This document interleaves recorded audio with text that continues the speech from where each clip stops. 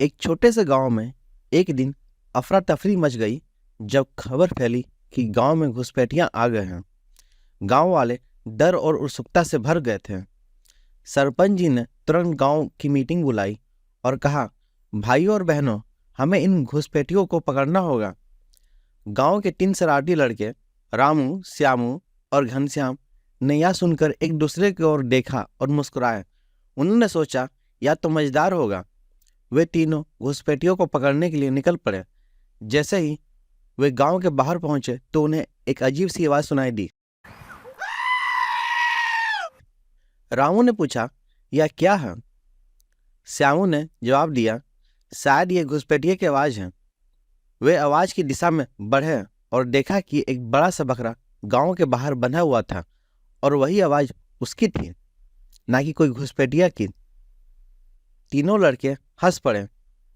घनश्याम ने कहा, अरे यह तो बकरा है, हम फालतू में ही घुसपैठिया समझ चुके थे इसको। उन्होंने बकरे को गांव में ले जाने का फैसला किया। जैसे ही वे गांव में पहुंचे सभी लोग उसे देखकर चौंक गए। सरपंच जी ने कहा, यह घुसपैठिया नहीं बकरा है और हम बेकार में ही डर गए थे। गांव वाले हंसी से लोटपोट हो गए अपने बेवकूफ़ी के कारण। उन्होंने समझा कि बिना सोचे समझे डरना बेकार है और इस तरह गांव में घुसे घुसपैठिया ने सभी को एक अच्छी हंसी और एक महत्वपूर्ण सबक दिया।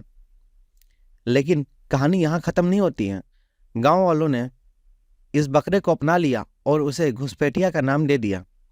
बकरा भी गांव वालों के साथ खुश था और उसने अपने नए नाम को बड़े गर्व से स्वीकार कर लिया।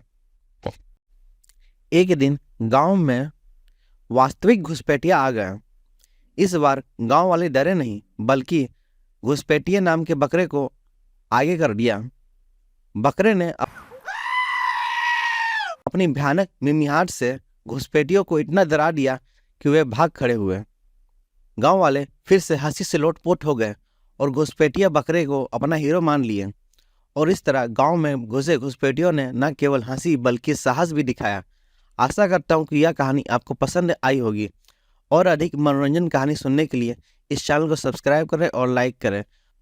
और बहुत सारी कहानियां सुनने के लिए राइट या लेफ्ट में क्लिक करें।